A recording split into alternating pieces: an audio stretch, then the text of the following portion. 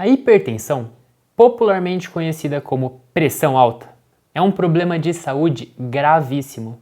E diferentemente do infarto e do acidente vascular cerebral, o AVC, que são eventos fulminantes e amedrontadores, as pessoas vão levando sua vida como se não fosse nada demais.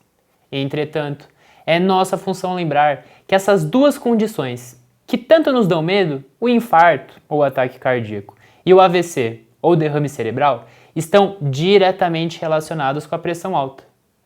E o que seria propriamente a hipertensão?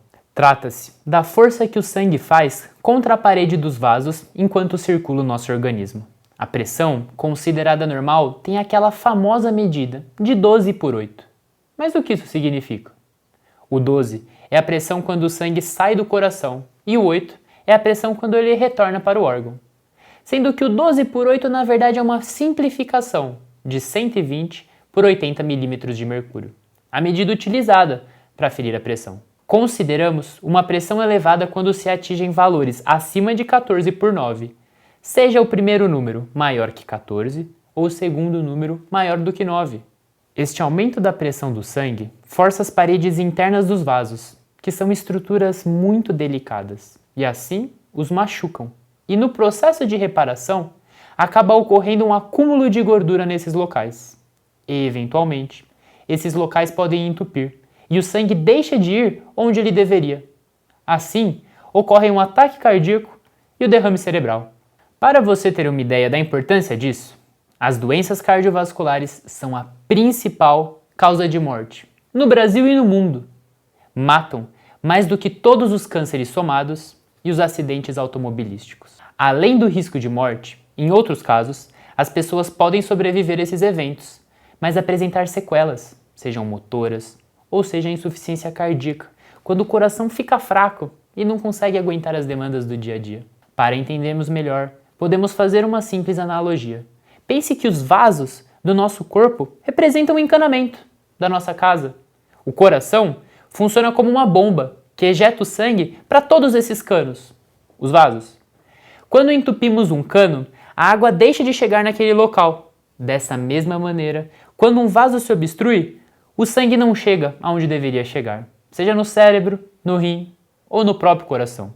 A diferença é que os vasos são muito mais delicados que os canos, e quando forçados, eles têm pequenas fissuras que vão cicatrizando e ao longo do tempo vão ficando mais propensas a entupir ou até romper-se de vez. Se existem casos na família de pressão alta, pode haver um caráter hereditário.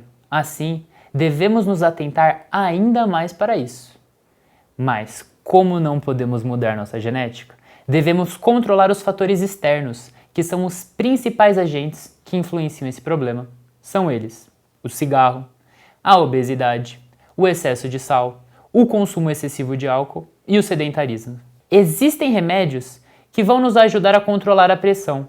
Porém, vejam só que interessante, perder 5% do nosso peso reduz a pressão em 10%.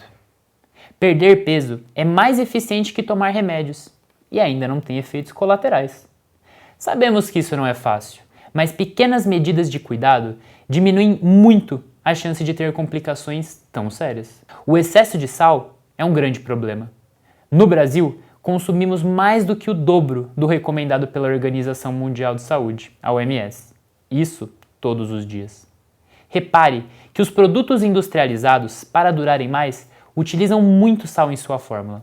Evite comer esses produtos, prefira sempre comidas mais naturais. E tome cuidado na hora de utilizar os temperos prontos. Eles estão cheios desse inimigo silencioso. Outra medida extremamente importante é a prática de atividade física. Sabemos que, hoje em dia, estamos cada vez mais sedentários, tanto em nosso trabalho quanto nos momentos de lazer. A prática de exercícios aeróbicos, mesmo que seja por 30 minutos diários, apresenta benefícios enormes. A prática de caminhadas, 5 dias por semana, mostrou-se tão efetiva quanto o uso de medicações para evitar o infarto. Exercite-se! Em alguns casos, pode ser que você precise da ajuda de um médico para prevenir essas doenças. Mas, adotar um estilo de vida saudável é sempre a primeira recomendação de um profissional sério. E isso está em suas mãos.